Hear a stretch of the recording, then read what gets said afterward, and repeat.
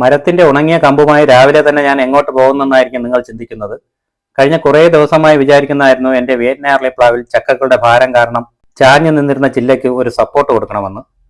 ഈ ചില്ലയിൽ ഒരുപാട് ചക്കകൾ ഇത്തവണ പിടിച്ചിട്ടുണ്ട്. കൂടുതൽ ചക്കകൾ ഈ ചില്ലയിൽ തന്നെ നിർത്തുന്നത് ചക്കകളുടെ വലിപ്പം കുറയാനും ചില്ല ഒടിഞ്ഞു പോകാനും സാധ്യതയുള്ളതുകൊണ്ട് കുറച്ച് ചെറിയ ചക്കകളെ നേരത്തെ തന്നെ ഒഴിവാക്കിയിരുന്നു. ഇത്രയും ചക്കകളെ ഈ ചില്ലയിൽ നിർത്താമെന്ന് വിചാരിക്കുന്നു. അതുകൊണ്ട് തന്നെ സപ്പോർട്ടിനായി കൊണ്ടുവന്ന മരത്തിന്റെ കമ്പ് നന്നായി നിലത്തുറപ്പിച്ച് പ്ലാവിന്റെ ചില്ലയ്ക്ക് സപ്പോർട്ട് കൊടുത്തു. ചക്കകൾ നിന്ന ചില്ലയ്ക്ക് ഊന്നുകൊടുത്ത് തിരിഞ്ഞപ്പോഴാണ് പ്ലാവിനടുത്ത് നിൽക്കുന്ന 2-3 ഉടൻകൊല്ലി മുളകിന്റെ ചെടികളിൽ കുറച്ച് മുളകുകൾ പാകമായി നിൽക്കുന്നത് കാണുന്നത്. ഈ മുളകുകൾ ഞാൻ നട്ടു വളർത്തിയതല്ല, മണ്ണിൽ താനെ മുളച്ചതാണ്.